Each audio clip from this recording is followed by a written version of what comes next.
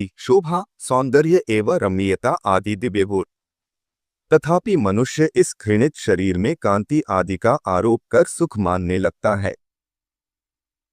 यदि किसी मूढ़ पुरुष की मांस, रुधिर, पीप, विष्ठा, मूत्र, स्नायु, मज्जा और अस्थियों के समूह इस शरीर में प्रीति हो सकती है, तो उसे नरक भी प्रिय लग सकता है। अग्नि, जल और भात क्रमशः शीत, तृषा और क्षुधा के कारण ही सुखकारी होते हैं, और इनके प्रतियोगी जल आदि भी अपने से भिन्न अग्नि आदि के कारण ही सुख के हेतु होते हैं।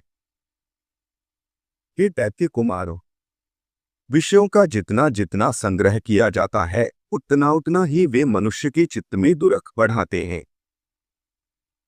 जीव अपने मन को प्रिय लगने वाले जितने ही संबंधों को बढ़ाता जाता है, उतने ही उसके हृदय में शोकरूपी शल्य कांटे स्थिर होते जाते हैं।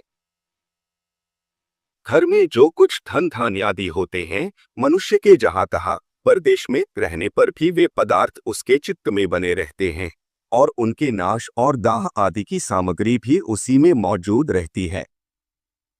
अर्थात घर में स्थित पदार्थों के सुरक्षित रहने पर भी मन स्थिति पदार्थों के नाश आदि की भावना से पदार्थ नाश का दोहक प्राप्त हो जाता है।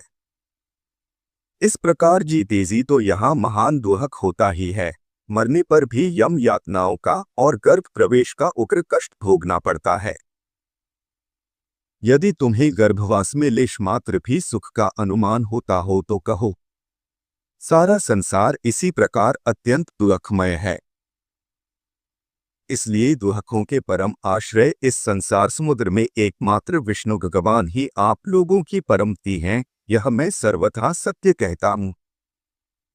ऐसा मत समझो कि हम तो अभी बालक हैं, क्योंकि जरा यौवन और जन्म आदि अवस्थाएं तो देह के ही धर्म है। शरीर का अधिष्ठाता आत्मा तो नित्य है, उसमें यह कोई धर्म नहीं है। जो मनुष्य ऐसी दुराशाओं से विक्षिप्त चित्त रहता है कि अभी मैं बालक हूँ इसलिए इच्छानुसार खेल कूद लूं, युवावस्था प्राप्त होने पर कल्याण साधन का यत्न करूंगा, फिर युवा होने पर कहता है कि अभी तो मैं युवा हूँ, बुढ़ापे में आत्म कल्याण कर लूंगा, और कृत होने पर सोचता है कि अब मैं बूढ़ा हो गया, अब तो मेरी इंद्रियां अपने कामों में प्रवृत्त ही नहीं होती, शरीर के शिथिल हो जाने पर अब मैं क्या कर सकता हूँ, सामर्थ्य रहने तो मैंने कुछ किया ही नहीं। वह अपने कल्याण पथ पर कभी अग्रसर नहीं होता, केवल भोग तृष्णा में ही व्याकुल रहता है। मूर्ख लोग अपनी बाल्यावस्था में खेलकूद में लगे रहते हैं, युवा